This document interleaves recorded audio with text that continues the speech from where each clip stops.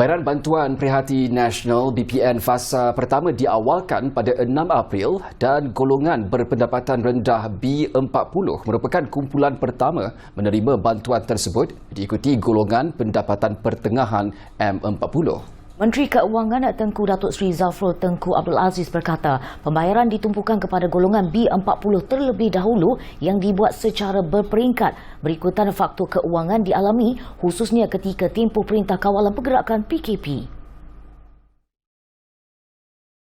Kita jangka lebih kurang 8.3 juta rakyat Malaysia akan menerima bantuan BPN ini, di mana golongan B40 akan menerima yang most of it lah, akan menerima oleh B40 dan juga golongan M40. Pembayaran akan dibuat secara berperingkat.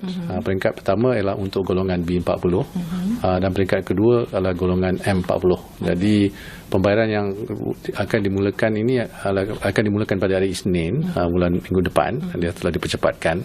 Tengku Zafrul turut menyeru sesiapa yang masih belum berdaftar untuk BPN boleh berbuat demikian dengan mendaftar dalam talian dengan Lembaga Hasil Dalam Negeri LHDN. Beliau berkata demikian pada temu bual dengan Bernama TV di Kementerian Keuangan Putrajaya pada Sabtu. Dalam pada itu, ditanya cabaran ekonomi Malaysia berikutan penularan COVID-19, Tengku Zafrul berkata Malaysia akan belajar dari negara-negara yang berjaya tangani COVID-19 seperti China dan keadaan ekonomi mereka yang semakin pulih dijangka memberi limpahan positif kepada Malaysia. So, jadi negara China telah menunjukkan progres yang bagus. Ya. Jadi ini akan membantu negara-negara yang banyak ada trade dengan negara China. Jadi saya harap apa yang diberlakukan oleh kerajaan pada hari ini untuk menangani COVID-19 ini akan mengurangkan menaikkan potensi ekonomi kita.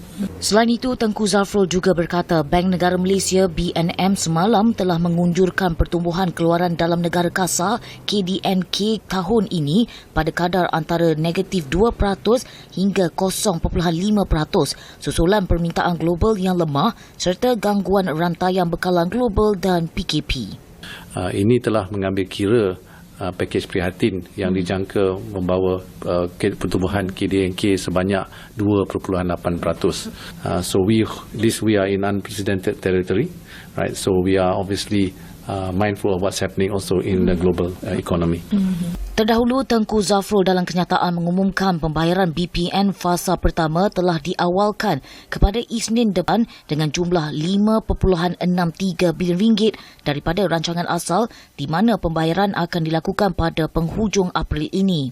Kerajaan pada 27 Mac lalu mengumumkan BPN sebanyak RM9.24 bilion dalam pakej rancangan ekonomi Prihatin Rakyat 2020 Prihatin bagi memastikan tiada golongan terpinggir.